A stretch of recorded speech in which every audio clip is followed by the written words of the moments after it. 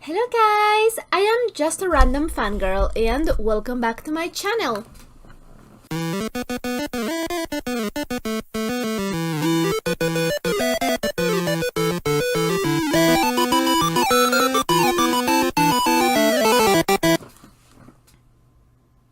This time we'll be reacting to a series of unfortunate events, season 2, episode number 5. So last time we concluded our last stop in the story for saying something, and now we are going to be going to some kind of village with our initials VFD, I think. And yeah, so basically I think that Esme is going to be working with Count Olaf, which you know I am all about. I love Esme, she's fabulous. I want to see more of her, and the Quagmires are still in the hands of Count Olaf. So I hope that we get some answers to all of the questions that we have in this series so far, but I am not hoping on anything because I know that this show has a lot of mysteries and it is fun to try to solve it, and there's still a season left. I mean, besides what we haven't seen of season 2, I think that there's season 3 and then that's it. But yeah, I am just super excited to be continuing with this show. It's been, oh god, it's been about 3 weeks since I watched the last episode, so I am excited. I've been thinking a lot about how this is going to go. I have so many questions and theories, and yeah, I am just really super excited about it. What else? I think that's it. So without further ado, if you're watching this on YouTube, this is going to be a highlighted reaction. But if you want to catch the full-length, uncut, unedited reactions, I am going to leave you my Patreon account in the description box down below, and feel free to check it out. We are a bunch of episodes ahead in there as well. So, that being said, let's just jump into this reaction, shall we? I lost my... Well, I didn't lost. They're here. The ones that I usually use, because these, I don't know, they hurt my ears. So they're not really too comfortable, but these ones are not working anymore. So I have to stick with these ones. Let's hope that nothing funny happens in the recording because of it. So let's do this.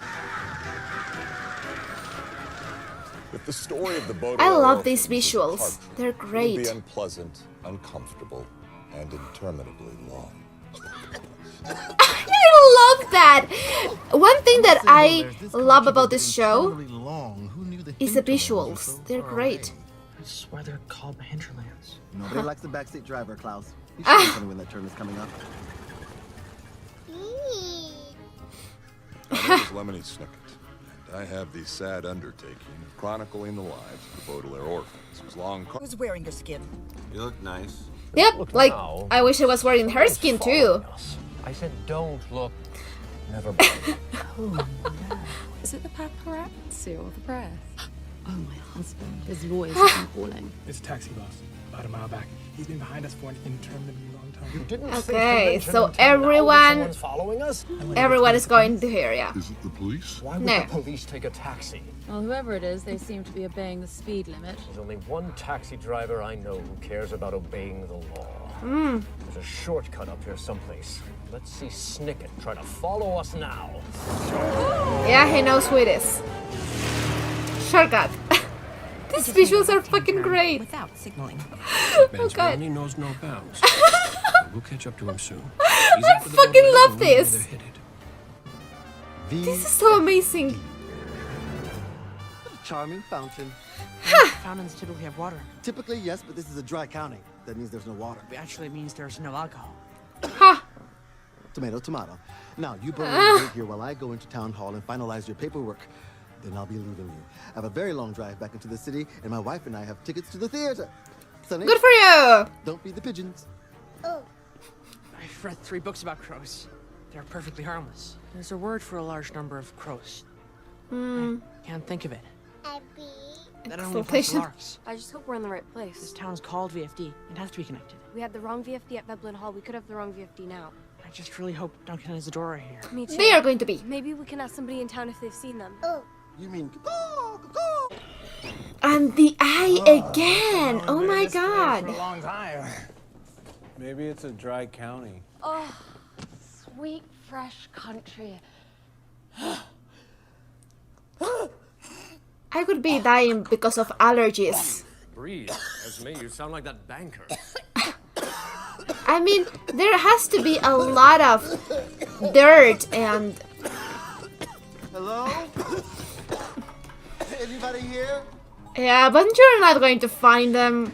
And if you find them, you're not going to recognize them because you're useless. Oh god. Hello? Anybody here? Hello? Howdy! That was quick. What can I get for you, total stranger who I've never seen before? I'd like your strongest and coldest sarsaparilla. What's sarsaparilla? Come on. What is a sarsaparilla? A beer? Here you go. So, tell me, traveler, what brings you to these parts? How was the road? Did you bring any children? I'm delighted to tell you that the Baudelaire orphans are now yours. I've just delivered them to this town's aphorism-based guardianship program. It takes a Oh village. god. Muzzle tov. I always wanted an orphan. Yeah, I know, babe. No, with the sad stories again. I thought I was just a lonely single bartender.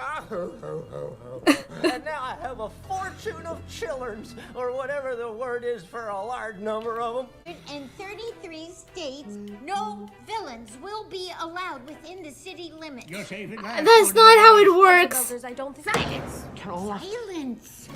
Silence, even for babies. Now, the next order of My business. god. When children have guardians, guardians make them do chores. We are all your guardians now. That sounds awful. You will be doing all of our chores. That is not how it works. Any questions? I beg your pardon. Silence! For the 4th and 5th time. How many times do we have to tell you about rule number 902, huh? What we meant was all Oh my god. questions from the town. Ah, A report from the chief of police. Ciao. Hello. I'm Mia. Here's my squalor. yeah. And so is Count Olaf, and if Count Olaf is here. She's amazing. I love her. Greetings, VFD. My name is Officer Sabrina Pepper Anastasia Marigold. But you may call me big fan of severe punishment. In fact, I will personally take care of people who break even the tiniest rule. Here, here. I like this new chief of police. She's very attractive. I admire her for her capabilities.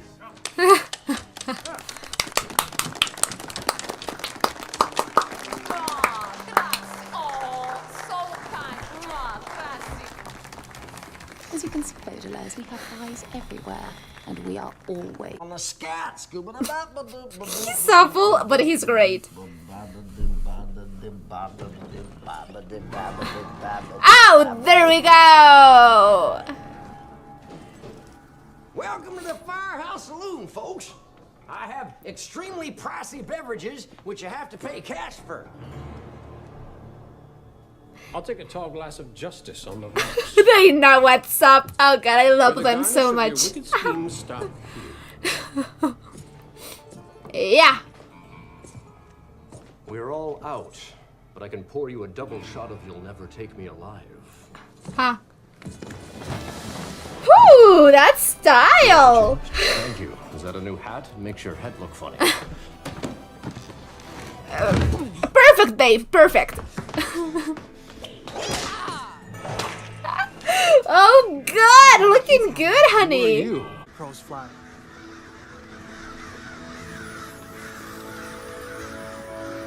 Wow, that is a sight. Yeah, in fact. Whew. That was nice. Awesome. That's a word that means inspiring awe. Every morning, the VFD crows roost in the town square. I want to know about the secrets. But yeah, again, as so many other guardians, he seems nice, he seems sweet, but useless. What was that? What is that? A balloon?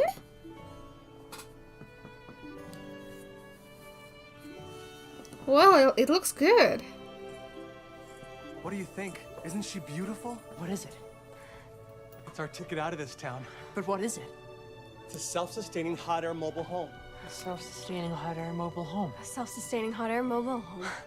Is that like a hot air balloon? It's the same idea, only each basket is its own room. So it's like an entire flying house. Or at least it will be once I run a few more tests on the engine. Did you invent it yourself? Rule number 67 states that no citizen is allowed to use... Bean, the days turn to months. I'm pretty sure it's been hours. You want some tea?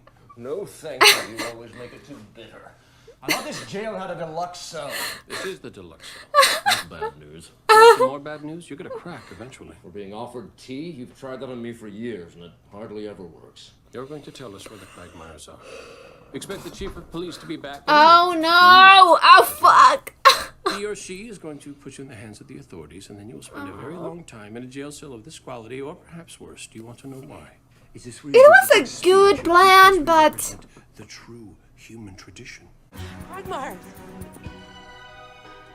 There are many expressions to describe someone who's going about something in the wrong way. Making a mistake is one way, screwing up is another, although it is a bit rude. And attempting to rescue Lemony Snicket by writing letters to a congressperson instead of digging an escape tunnel is a third way, although it is a bit too specific. But there is one expression that describes the Baudelaire situation perfectly. And as soon as the murder of crows embarked on their morning migration.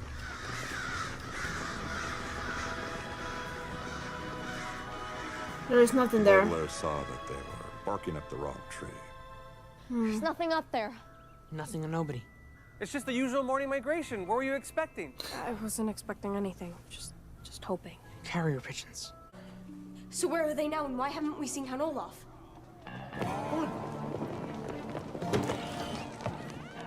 What's going on? Count Olaf's just been captured. What did he say? He said Count Olaf's been captured. What did you say? She said Count Olaf's just been captured. Mr. Poe, what are you doing here? I'm running with this crowd. I Just heard the news. Count Olaf... I don't know about that! Yesterday, captured at last in that very saloon. Do you really think it could be... This is sounds... Yeah, of course it All is! you cool cats, I am the famous and scoop up a doo but the cool Detective Dupont. Yeah, indeed. I was on the scene, if you know what I mean, and I saw Count Olaf, and nothing rhymes. Scoop-a-doop-a-doop-a-doop-a-doop-bop-bop lambs. And I grabbed this guy. As being head banker of the Baudelaire's affairs, I have the opportunity to meet Count Olaf on countless occasions. At least 5 or 6 times. Count Olaf has one big eyebrow. As you can see, this man also has one eyebrow. Oh my god! Why would Count Olaf glue a high brow to his forehead? Excellent point. Count Olaf also has the tattoo of an eye on his left eye. He won't have a tattoo. He will have a tattoo. Would you please expose your left Ah! A little racy for a family show, but sure. Yeah, he has it. Ladies and gentlemen, as you can see, this man has both the single eyebrow and the ankle tattoo, and therefore is inarguably Count Olaf. Really, dude? Really? Ah! Anytime I think that Poe can't be more useless, he is. Man, now that Count Olaf is... You've never approved of my love life, never. I want what's best for those I respect and admire. That includes you, Olaf. Aww. A keen mind and a flair for the dramatic. When that saloon across town was a firehouse, you and I put some noble deeds on the books. I'm tired of books, Snicket. The world is dark and horrible. You know what makes it brighter? Sapphires. You're better than that. You sound like Beatrice. She was right. If you reinvestigate your ethical priorities, you could help repair the world instead of filling it with smoke. Olaf, let's do some good work together. What do you say? He's not going to go for it, but I am really interested in this. What do I say?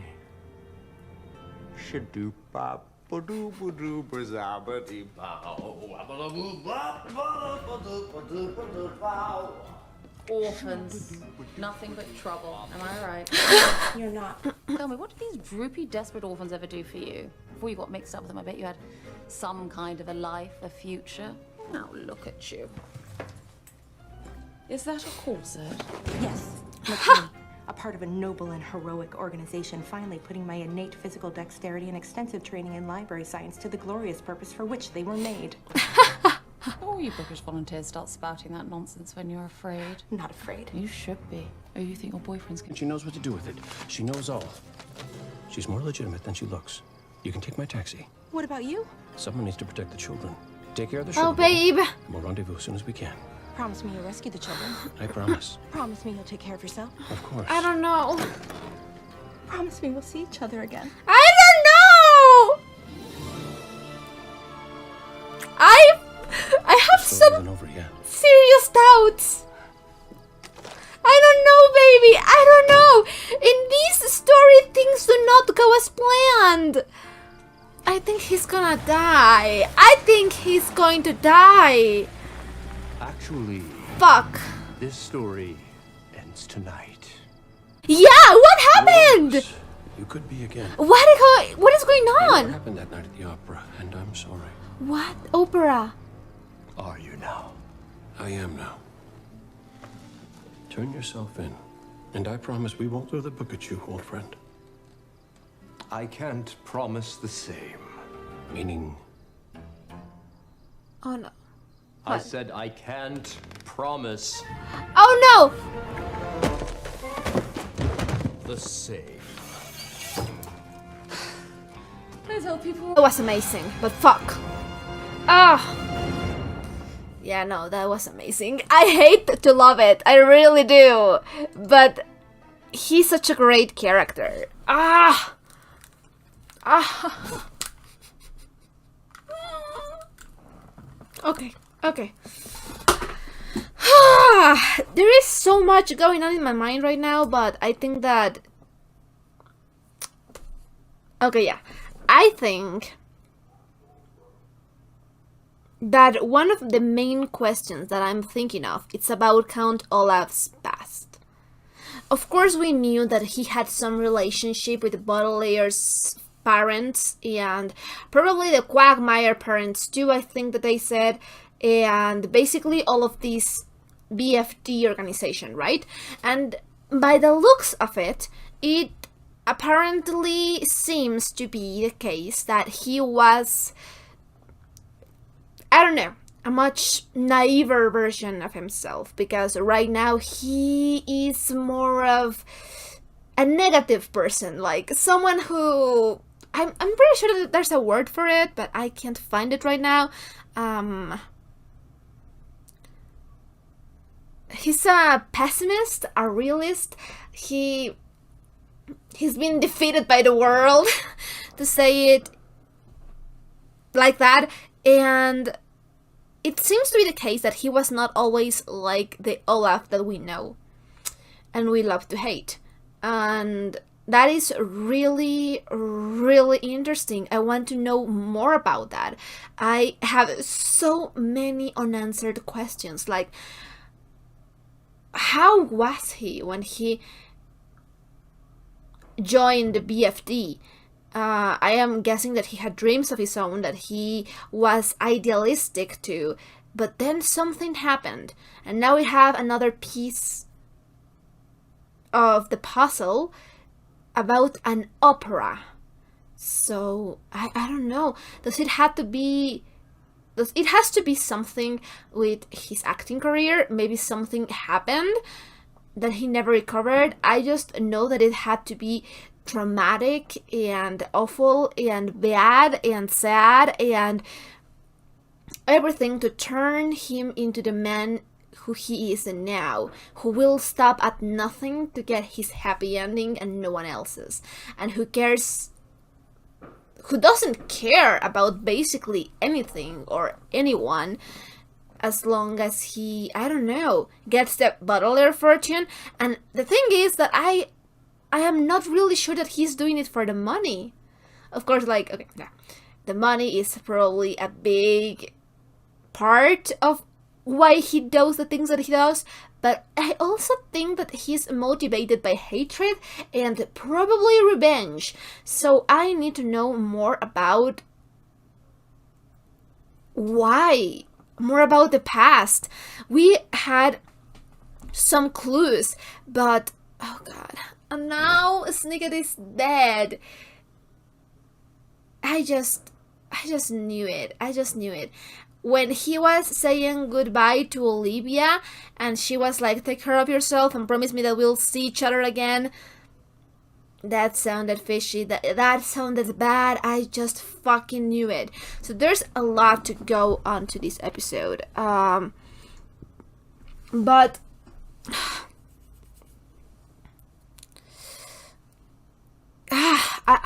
I knew it. I am just so sad because he was great, but I think that that is a recurring theme in this show, seeing great people getting murdered and killed, and it is unfair and it is sad, and that's how it is. It is a series of unfortunate events and it's not happy. There is not many happy things happening here, so I have to learn to deal with that. Okay, but let me just... I don't even know where to start. Like... And also, I have so many questions about that sugar bowl that Esme was desperate enough to get, and that somehow, I think that they said in last episode or something like that, that it ties up to Beatrice, that we know that was the fiancé, or well, some of sorts, of Lemony Snicket, and she, apparently she seems to be dead by this part of the story as well, and Jax Snicket is just dead as well now. But anyway, like, I'm really curious to see where Esme falls into this plot. Like, we know that she was Count Olaf's student, to say it like that, and we know that there's something about this sugar bowl that she really wanted, and that Beatrice has something to do with it. I'm hoping that we get a little bit more information now that Olivia is trying to find the sugar bowl. And yeah, I have so many questions and hatred. I am so fucking mad at everyone except the Quagmires and the Baudelaires and Hector, because yeah, I get it, dude. Like, sometimes we're just afraid, and I'm not going to sit him and blame him. And of course, Olivia and Jax and Lemony Snicket, like, all of those guys are great, but anyone else in this story is just so useless or infuriating or just bad. It is crazy. But anyway, so I'm going to save the discussion for a little later. I'm going to do something right now, but be back in a flash.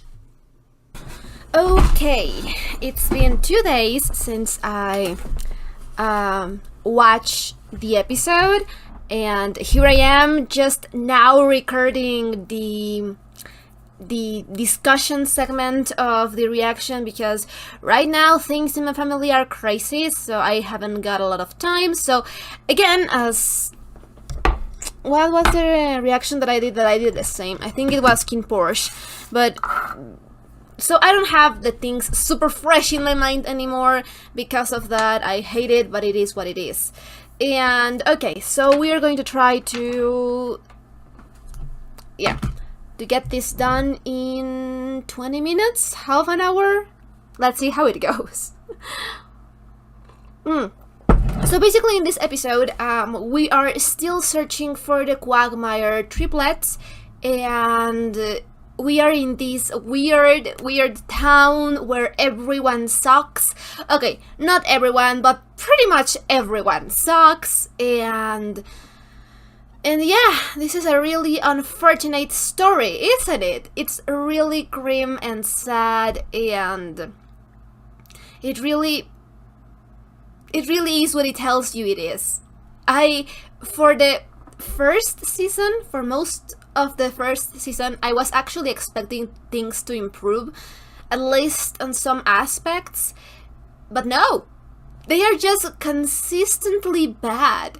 And at this point, I think that I have given up my hopes and dreams for a happy ending, so we'll see how it goes. But at this point, I am just happy if the Baudelaires and the Quagmires live. That's it. I just want them to live. That's how low the bar is. The bar is on the floor. The bar is used to do mambo. I'm not really sure if it's called mambo. The dance that you have to, like, I don't know, fold yourself in half. I don't know. Let me just... I think that it's mambo, but I am not sure. Yeah, it's mambo. Okay. So, anyway, sorry about the lighting. Right now it's a little bit weird because, yeah, as I said, my life has been a real train wreck right now. So anyway, and yeah, so we are in this town called BFD, but it's probably not the BFD that we were hoping for, with a lot of awful people. And in this town, basically everything is a ban. Like, you have to be actually happy that you get to eat and breathe and walk, because everything else is prohibited. It's crazy. I hate it so much. And yeah, so the Baudelaires come here in hopes of getting more information about this VFD, and also trying to search for the Quagmire triplets, while Count Olaf, who has the Quagmire triplets, is following the Baudelaires, and as always, it's really easy to him for pretend to be someone else and fool everyone because everyone is stupid or useless. That's it. That's the two kind of adults that we have: stupid and useless. No. Let me rephrase that. We have stupid, we have useless, and we have evil. That's it. So, okay. Maybe not everyone, like Olivia is really great, and Jax, and of course Lemony Snicket, and probably the parents, but pretty much everyone is awful. So it's kind of fun to watch it unfold, but at the same time it's just infuriating. Like, one thing that I never get tired of mentioning in these reactions is the fact that, how can I say it? The ambient, the aesthetic of the show is just amazing. It really communicates well with you how depressing the story is, but it is such a nice thing to look at. I am actually afraid to read the books because I've wanted to read the books for a long time. Actually, I think that I knew the books before I knew that it was TV show, and I think that there's also a movie, but I don't know. But I knew about the books. I didn't get around to read them because there are a lot of them, and now that I'm watching the TV show, I really don't know how the books are, because there are a lot of cool elements, like the visuals in the TV show, that are just great, and that, I don't know, it's just amazing, and I don't know how that is going to work in the books, so I'm really curious to find that out. But anyway, so we are in this town, the BFD, and there's a lot of crows, and another thing that I really, really love about this show is the fact that you gain a lot of knowledge.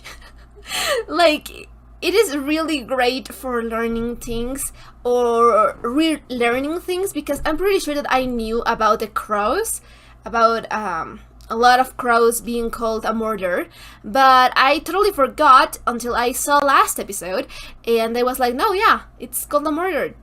That's just a murder. I don't know why it's so hard for me to say that word. But anyway, it's just great the amount of things that you learn just by watching it. I just think that it's great how well integrated it's with the story. I just love it. I just love everything about this show. I don't know why. Maybe I haven't searched like long enough, but it just blows my mind that not a lot of people are talking about it. I need more about this. Like, at the top of my mind, I want to fucking do fan arts, because the aesthetics of the characters are so fucking good. I really love all of the costumes that Count Olaf comes with. Like, they are great. They are awful, but they are great.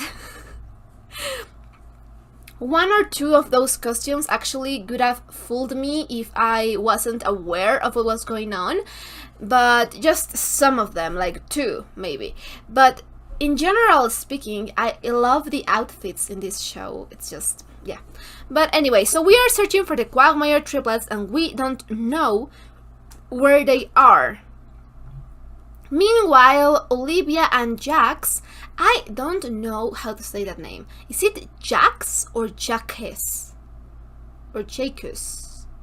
Jacques? I don't know. I just have the awful feeling that I am saying it wrong. Jax. I think that it's Jacques. Jacques. I mean, like, in Spanish, it could be... Actually, I also don't know. I don't know. Maybe Jacques. Because that's how the U sounds. But in English, I'm not really sure. Maybe it's Jacques. Anyway. And they are trailing after Olaf. Also, this episode is so fucking great because we get a lot of information. Like, it is great how little information, but vital information, we get fed little by little in these episodes, and you have to piece it together. It's not just going to make sense if, I mean, in the long run, of course, it's going to make sense, but it's just great that you get these little pieces of information that you can put together, or, well, try to put together and theorize as a viewer, and it's almost like a puzzle. And I just love that. I just love that feeling. And, okay, yeah, so, anyway, we have a lot of more information about things in general in this episode, but we also have a lot of questions. I feel like every time that we get an answer, we get 2 more questions because things are adding up, but at the same time, there's a lot more that we don't know. That is great. That just keeps you invested in the plot and in the characters. Like, I really want to know what happened to Count Olaf. But okay, we'll get to that in a minute. So, this is what I'm talking about. These aesthetics, these looks. I just love it. It's so great. I think that actually this is becoming one of my favorite shows just because of the picture. It's so great. I love it. But anyway, so we are driving to VFD, and I want to talk about Poe, because Poe has been... How can I say it? He's an interesting character, right? Because he is one of the only constants in the Butler's lives. For good or for bad, whatever that is, he is constantly there. And he falls into the... Like I said before, we have good guys We have, but just putting aside the good guys of the organization for a minute, we only have 3 types of adults. We have the useless ones. We have... No. How many did I said? I think that I said that there were the useless ones, the evil ones. I am pretty sure that I said something else. But yeah, we basically have useless and evil. And Poe falls into the category of useless because he is completely and utterly useless. But in this episode, he reached one more level that I thought that it was impossible to accomplish, even for him, of uselessness. Like, the way that he is in this episode just infuriates me because it is so goddamn obvious that Count Olaf is back again. It's just awful to be a kid in a world where you cannot trust any of the adults that surround you. And the ones that you can trust are basically all of them dead. Or you don't actually know them too well. So, it's just infuriating.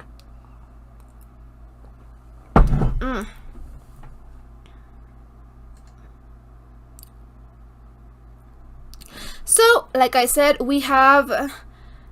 Also, someone in the comment section let me know that apparently we don't have names for most of Count Olaf's troop.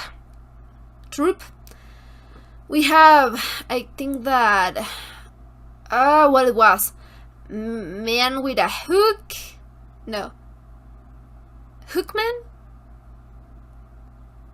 Well, the point is that we don't have names, so basically we know them by looking at them, and we know some of the nicknames, but out of all of them, we only know right now the names of Count Olaf, and I am pretty sure that his name is not actually Count Olaf.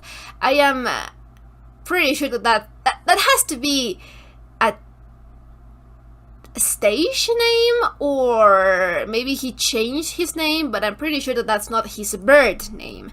So I am pretty curious to see if we're going to get his name in any of these episodes. Like, that would be interesting because it would humanize him a little bit more. And I think that we have been working through that, through making him a character that's not two-dimensional, and I think that they have done a good work with that, because Count Olaf is multifaceted. He's consistent, but we know that there's something behind his motivations. We know there's something about his past. We know that he's related somehow in other way that I want the money. So I really am curious to see what happened to him. And in his own way, he's sort of, I don't know, fun and charming in an awful, terrible way, but he kind of is. So I couldn't blame the women that we've seen get soup by him. Like, he's awful. He's awful. But at the same time, he's so fun to look at. It is such a weird feeling with Count Olaf. I want to hate him, but I can't. Even when he has killed a lot of my favorite characters, I just can't hate him. Because he's such an interesting character, and because he's so eccentric and extra. He's great, but I hate him, but I love him. And yeah, I just think that he's a really, really good villain. And then we have Esme. So Esme is totally fabulous. I want to see more about her, and I am super happy that we are getting to see her like in action, because she's so awful too, but she's also super extra, and I love her. She's fabulous. I really hope that she doesn't die anytime soon, because this show I swear to God, characters just keep dying like flies, so... But... Anyway, yeah. We have this squad right here. And I have to say, I fucking love Esme's... Esme! That's it! I love Esme! And I am really glad to know that I am not the only one, apparently, that loves her. Because she's great. And I also love this guy. Like, I think that from the whole gang, this guy I like the best. Like, his scenes with Sonny had been incredible, and he's actually a really interesting character. Like, how did he lose his hands? How did any of these guys ended up related to Count Olaf? Well, not related, but, you know, forming a gang with Count Olaf. Because Count Olaf does not treat them well at all. He treats them rather badly. And it's not like they're getting any perks to being in this gang. So why are they with him? It's just interesting. And then we have Jacques.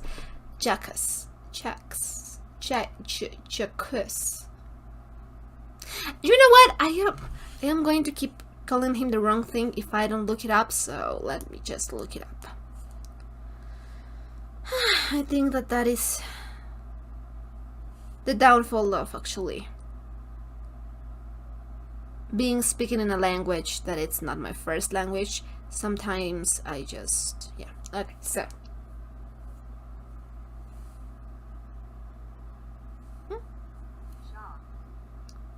okay, I think that it's neither of the options that I had. Let me just... What? Jacques? Jacques?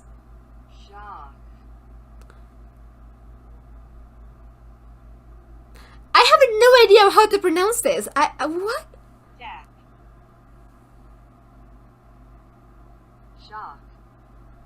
Jacques. I am just going to keep calling him Jacques because I have no idea how it sounds.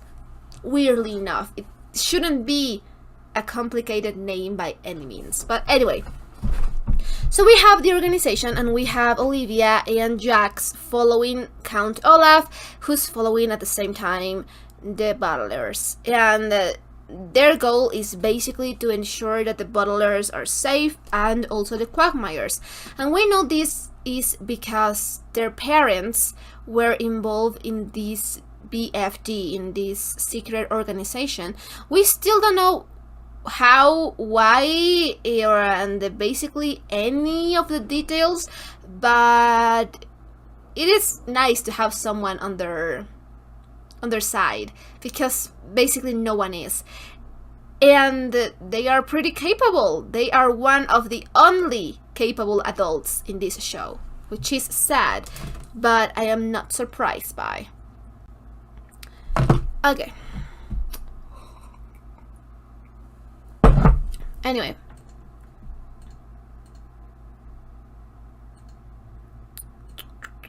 We are in this place, and yeah, another interesting thing here is that, okay, so this place was supposed to be a firefighter station, something like that, but then they also said a lot of information about this place, because apparently this place was of some importance in Count Olaf's past.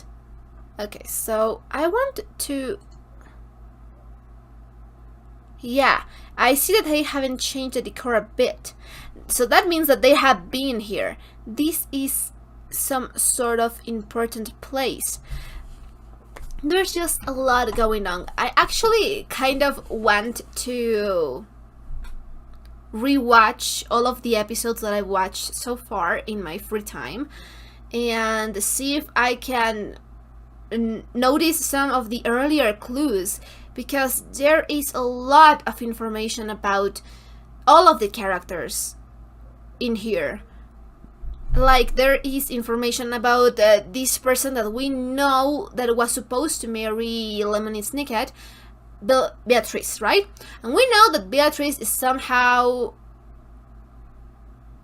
related. I mean, she has something to do with Esme and a sugar bowl of some sorts.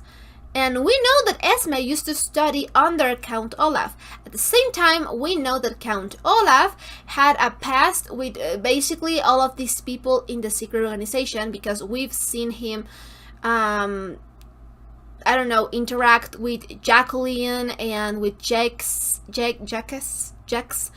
and with, I think that also, what is his name? I also forget.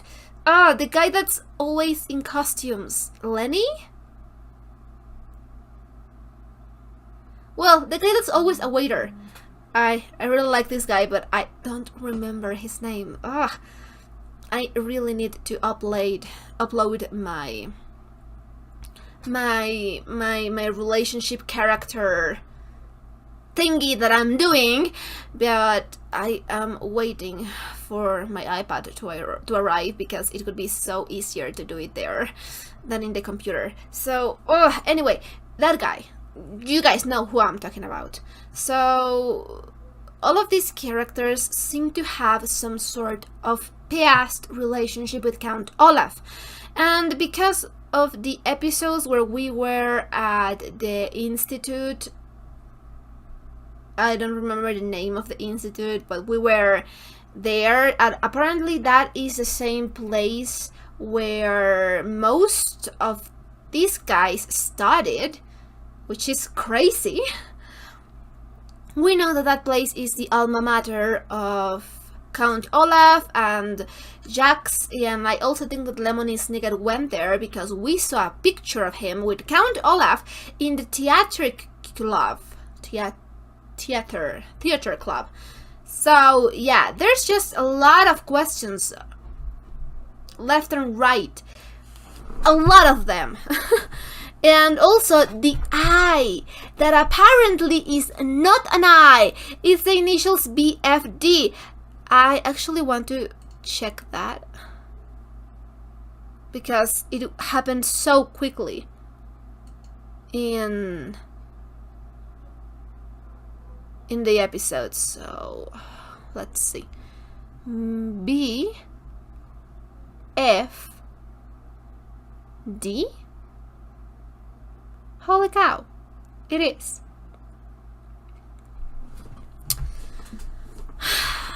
And yeah, my question is, so we know that BFD is probably the organization and probably all of the members have the tattoo.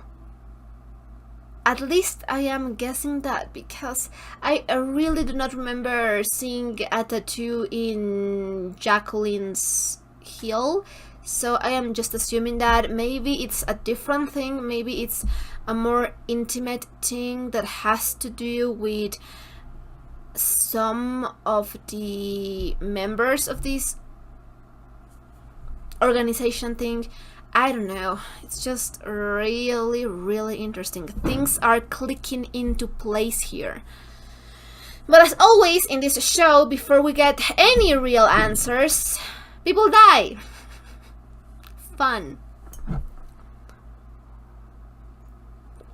Okay, so anyway, like, how did you do not recognize Count Olaf? Anyway, I am just going to get myself mad. So we arrive at this, I don't know, council meeting, town meeting, and they basically do not let people speak while they're on the platform. That doesn't make any sense to me. But I mean, like, of course that's the point. It doesn't make sense. I think that most of these episodes are social criticisms in a way. So of course it makes sense that you can't speak and that they are children, and yeah, there's a lot of things that you know that logically doesn't make sense, but they are there because of the point that they're trying to come across.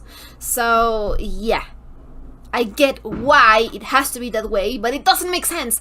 It makes me so fucking mad. And Esme shows up in the most amazing, cool, and fashionable police outfit, and she's just great. She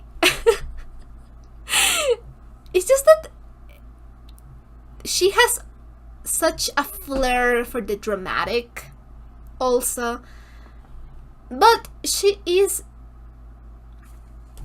that's the thing, we know that Esme is really smart. She was pretty damn rich by her own hands, and she has a lot of talent in everything that she does, and still she's giving everything up because of Count Olaf, and we know that that probably may be her downfall, and that sucks. But yeah, it's such an interesting thing because yeah, love makes everyone a fool. But anyway, so yeah, Esme is just fucking great. And basically the Battleiers end up taking the chores of everyone in town. Don't ask me how that's fair, because it's not, and it doesn't make sense. And they ended up in the care of this guy who I don't remember the name, but that's because we have a lot of new characters every 2 episodes. So I really hope that he doesn't die. I just hope that he gets to live his dream, living in the skies, eating... Damn, today is really not my day. I know that it was jicama, pero...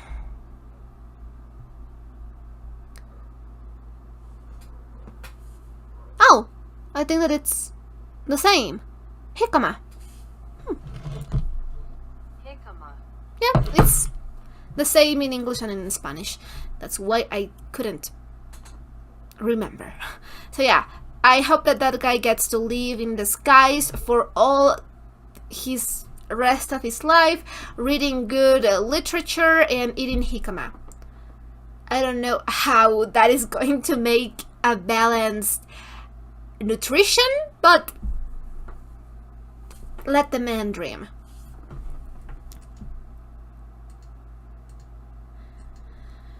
And we have the confrontation between Olivia and Jax and Count Olaf. Count Olaf is really great. Like I said before, he's such an interesting character. But anyway, they succeed in capturing them and capturing him, but they bring him to jail, and they don't know that Esme is posing up as a police officer. Probably the other police officer is dead. Very, very dead. And we are still looking for the Quagmires.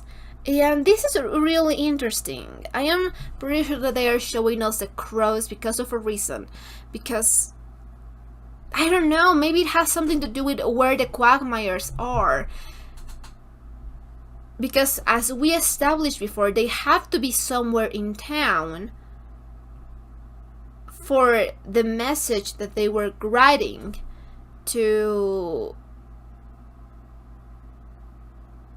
fly with the cross to the other side of town. So they have to be somewhere where there are a lot of crows and they have some kind of contact with them. But we also know that they are in a place where there has to be an easy way to escape, because Lemony Snicket said that if they were more concentrated about making a tunnel with spoons, they could have been like out, but they were writing poetry instead. So yeah, that sucks. You should really try to escape and not write poetry. But yeah, it's a tense situation. I am not going to blame anyone.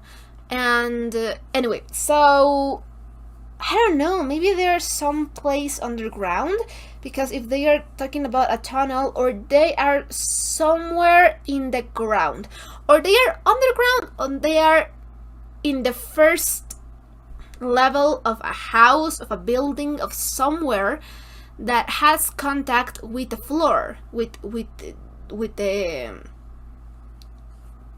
place where you could like make a tunnel. So I don't know, I don't have many theories. I'm pretty sure that we're going to find out next episode though. Anyways, this guy is really great, so I really hope that he gets to leave his dream in the air. I don't think that he will be able to make that dream come true with the Baudelaires and the Quagmires, but you can dream again. And again, we have this really interesting conversations between Count Olaf and Jax, because we know that they know each other. And they are basically talking about how Count Olaf used to be different, but something happened in an opera? Theater? Something happened. And he changed, because he used to believe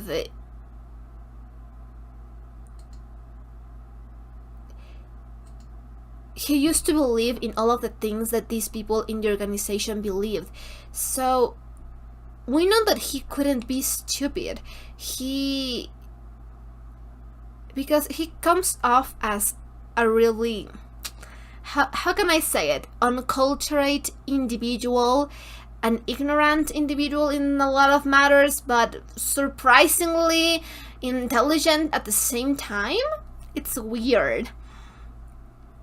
But we know that probably that was not always the case. So what happened in that opera?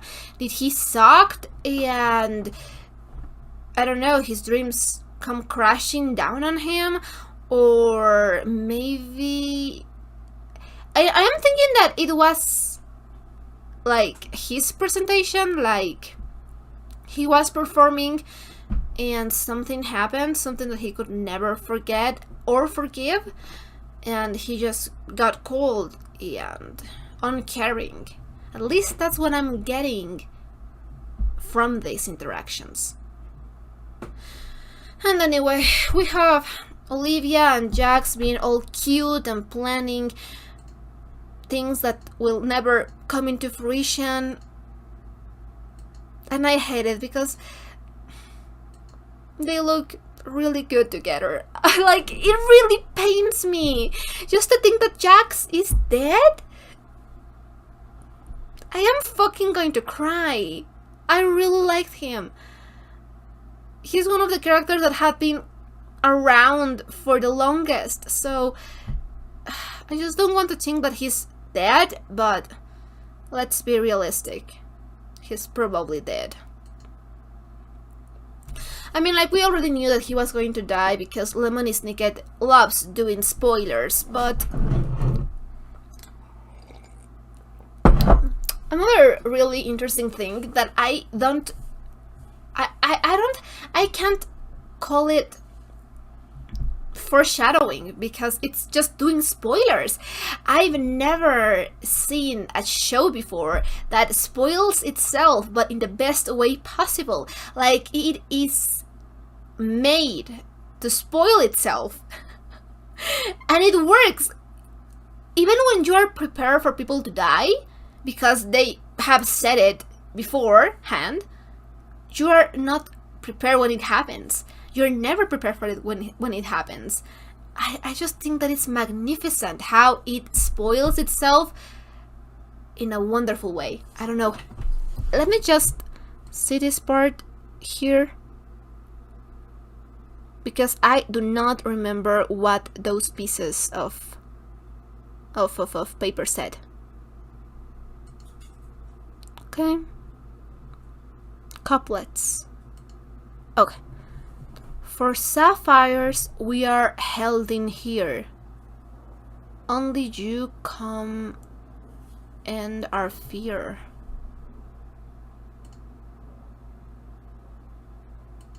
Until dawn comes, we cannot speak. No words can come from this sad beak. What is a beak? Sorry, my English is really broken today. Pico.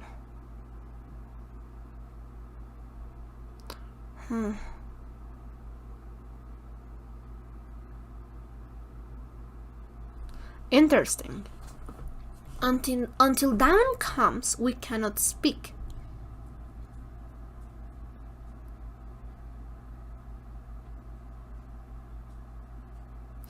Maybe. No. I don't know.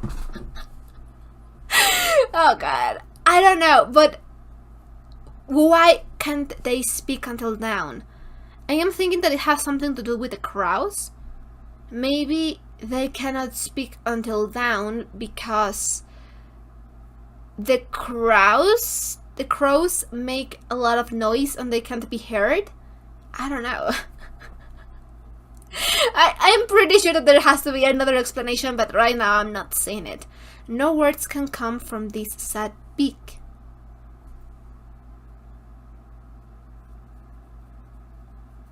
I have no idea.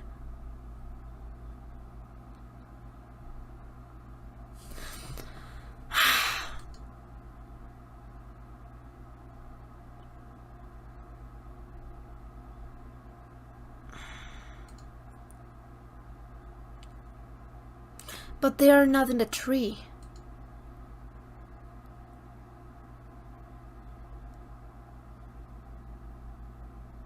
We know for a fact that they are not on the tree. What?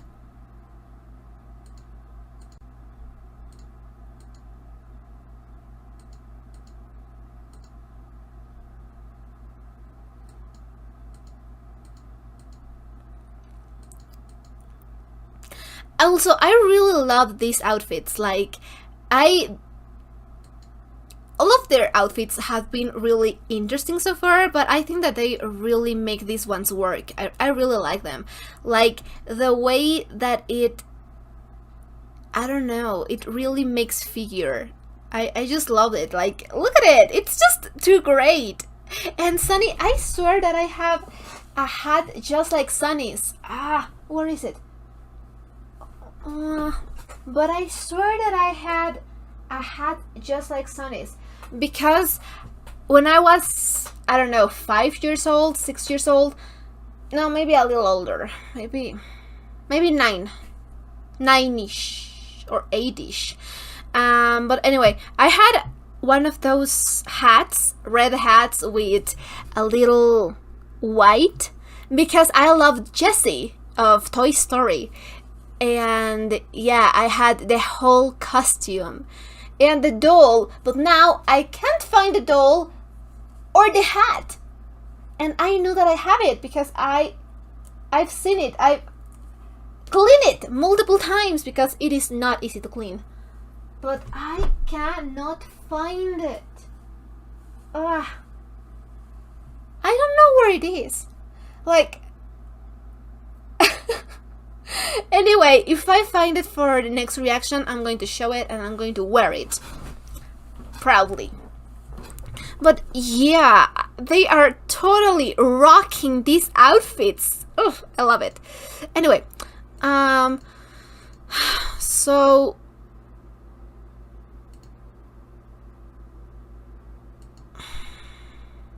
I'm trying to see if there is somewhere that the Baudelaires could have been hidden.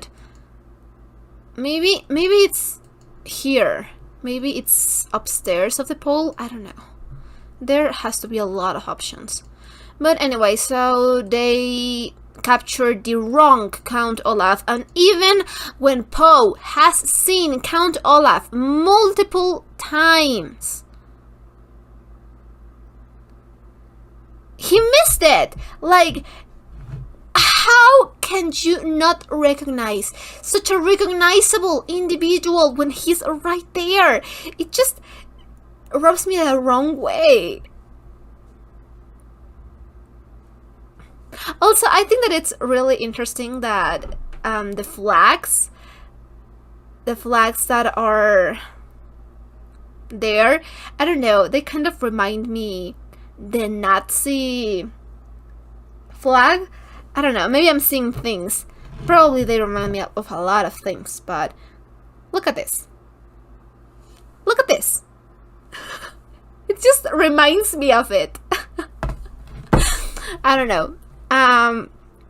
But yeah, it just never ceases to amaze me the uselessness of these people. They are useless.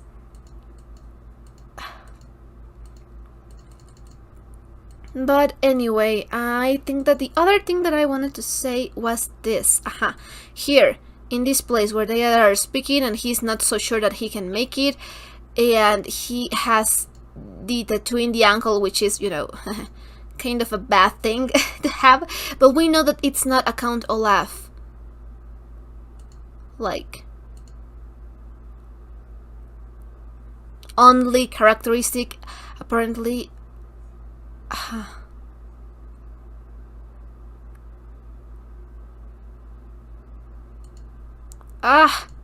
Where is it? Yeah, here. VFD, yeah.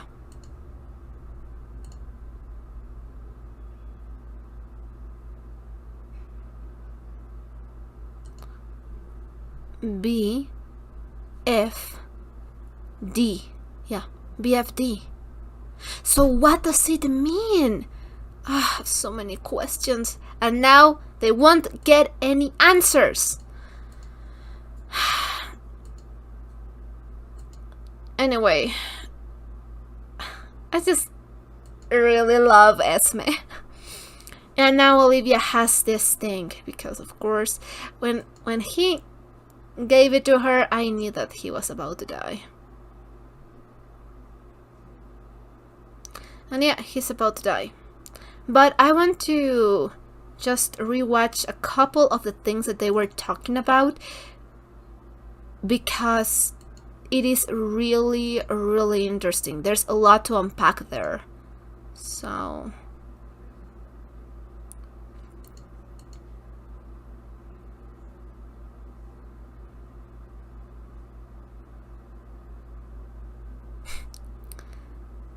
he should have just break free. Haven't we done this too many times? Like, the implications of that.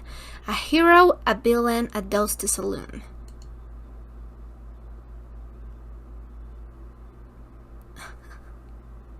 That is a good throw, but aren't you tired of the schemes, the disguises, the same routine again and again?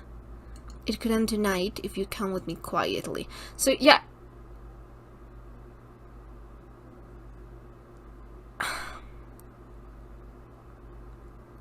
They have passed, like...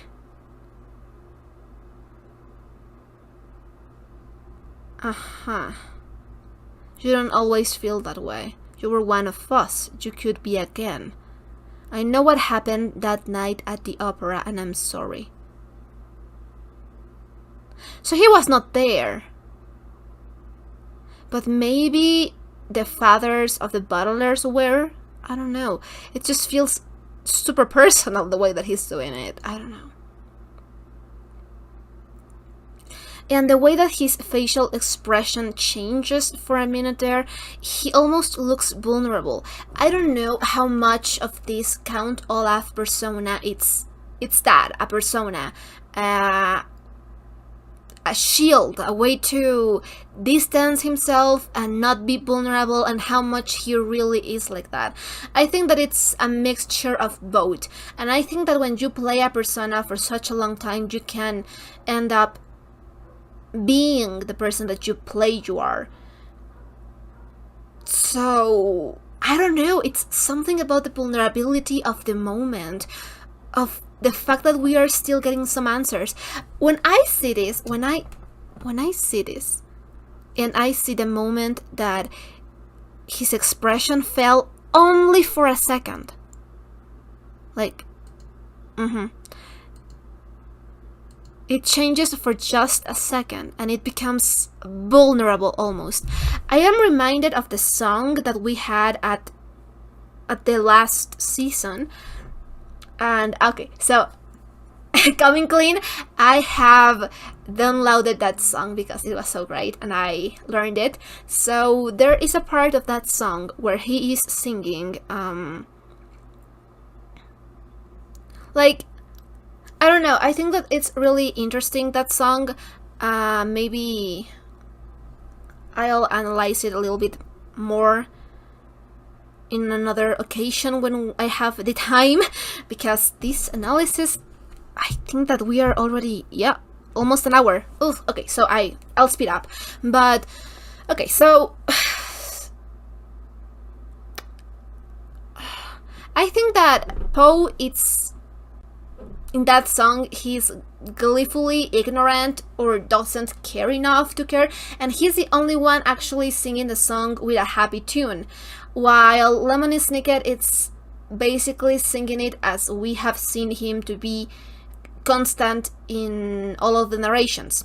The ballads are also really monotone, but the thing that really sticks out to me is the fact that in that song, Count Olaf is alone in this room with his costumes and his hairstyles, and he's looking at the reflection. And since the first time that I've seen it, it was really interesting. I don't think that I commented on it, but I thought that it was really interesting how it feels almost isolated.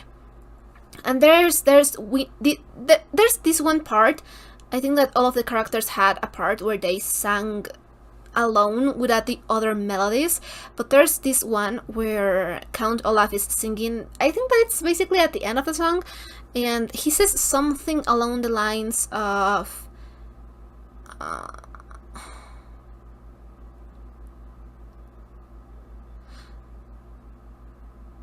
what does he say? It's before he says, the world is a pair of ill-fitting pants and other dire-curious clothes. It's a little bit before that. But, I don't know, it sounds so lonely the way he says it. He sounds really interesting, and I don't know, I just think about that moment in the song when I see this moment, these really rare moments of vulnerability from him. So I think there's a lot of anger here and a lot of personal motivations, and again, I have the sensation that I am not going to try to redeem him or anything, because he is evil, he's bad. He has killed a lot of my favorite characters without much of remorse or anything, and he's doing a lot of awful stuff to children. He's just an awful individual, and I like him a lot for that, but I am not trying to defend him. I am just saying that it is really interesting because little by little we are seeing more about Count Olaf, and that he's probably not just evil cause. That's it. No, there is something in the past. There is something that happened. And these moments of vulnerability make me question if all of this Count Olaf, it's a performance almost. Like, not all of it, but maybe 40% of it, 30% of it, it's a performance. It's a facade of sorts. But he's become accustomed to this, to be like this, and it's really easy in this world to be pessimistic and to be awful, because life is awful and it's unfair and it doesn't make any sense. So it's really easy to just be bad, to just not care. So I really admire when people like Jax and Olivia and Jacqueline stay true to their own, like, morality, like they are actually trying to do some good. I really admire it, but I couldn't blame anyone who's crushed by this world, because we live in a society. We live in a ruthless world that can crush you easily. And I am not going to judge anyone who's been crushed and who wants revenge, because I don't know what I could do in their shoes. So